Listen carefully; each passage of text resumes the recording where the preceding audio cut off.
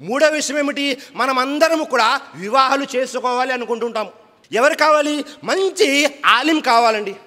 ఆలిమా ఫాజిలా ఎవరైతే ఉన్నారో వాళ్ళు కావాలి అని అంటూ ఉంటారు.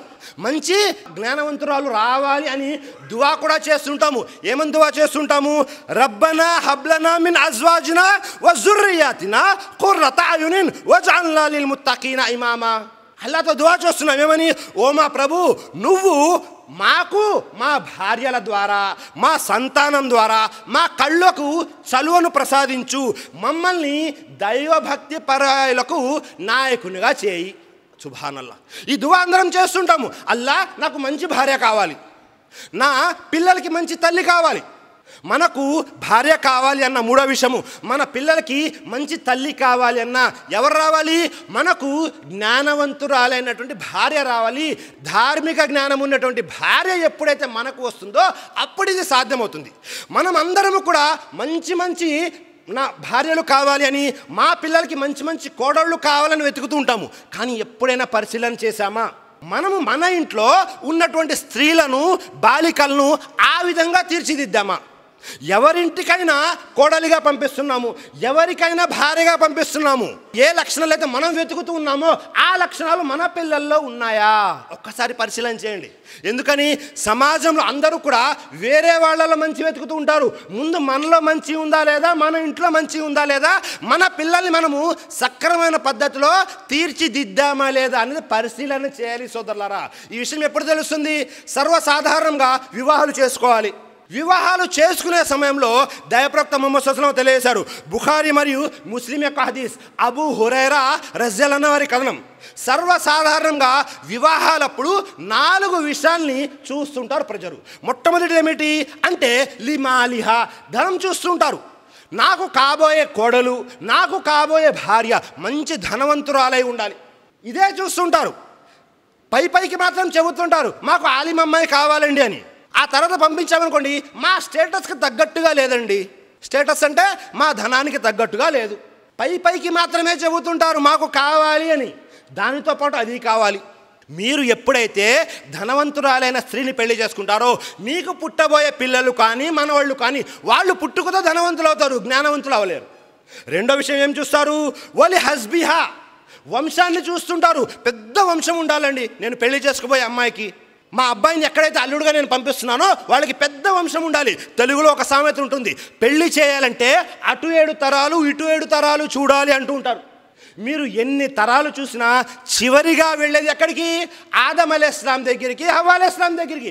మనమందరం కూడా తెల్లవాళ్ళమైనా నల్లవాళ్ళమైనా, భారతీయులమైనా అరబ్బులమైనా, డబ్బున్న వారైనా పేదవారైనా అందరూ కూడా ఆదం అలైహిస్సలాం సంతానం.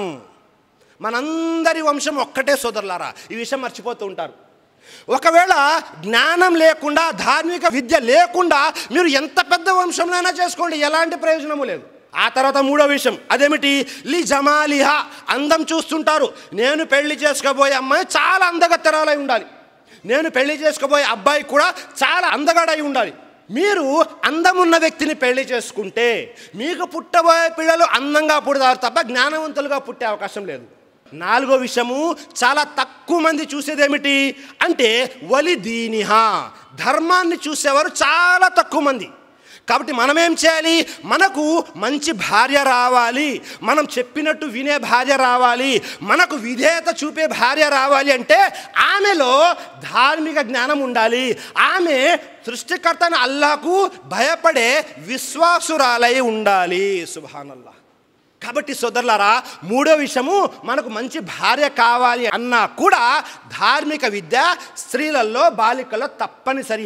ఒకవేళ జ్ఞానం వచ్చేసింది అనుకోండి, ధార్మిక విద్య వచ్చేసింది, నేటి సమాజంలో ఎలాగైతే వివాహాలకి దుబారా ఖర్చు అవుతుందో అలాంటి దుబారా ఖర్చు అవ్వదు. ఎందుకని?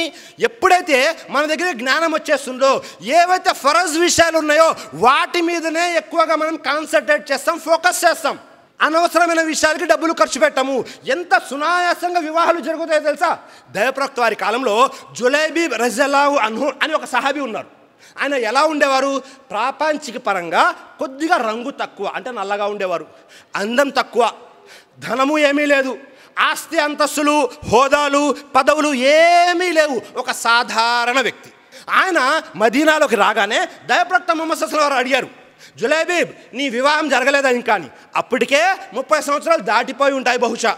ప్రవక్త, మీరు నాతో జోక్స్ చేస్తున్నారు, నా మీద నాతో పరాచకలు ఆడుతున్నారండి ప్రవక్త. నాకు పిల్లని ఎవరిస్తారు?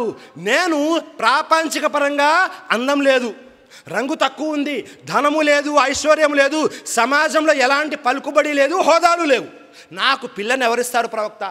అల్లా సృష్టించినటువంటి సృష్టి, అందులో మనం ఎలాంటి లోపం వెతకూడదు. ఒకరోజు అయిపోయింది, రెండో రోజు మళ్ళీ జులైబీబ్ రజల్లాహు వారు వచ్చారు. మళ్ళీ దైవప్రవక్త వారు అడిగారు, జులైబీబ్ వివాహం ఏంటి? వెంటనే జులైబీబ్ మౌనంగా ఉన్నారు. వెంటనే దైవప్రవక్త ముహమ్మద్ సల్లల్లాహు అలైహి వసల్లం పిలిచి మదీనాలో ఫలానా కుటుంబం వారు ఉన్నారు కదా, వారి దగ్గరికి వెళ్ళి నా సలాంని పంపించు. దైవప్రవక్త ముహమ్మద్ సల్లల్లాహు అలైహి వసల్లం మీకు సలాం పంపించారు అని చెప్పి, ఆమె కూతురు యొక్క సంబంధము నీ కోసం అడుగు అని చెప్పారు.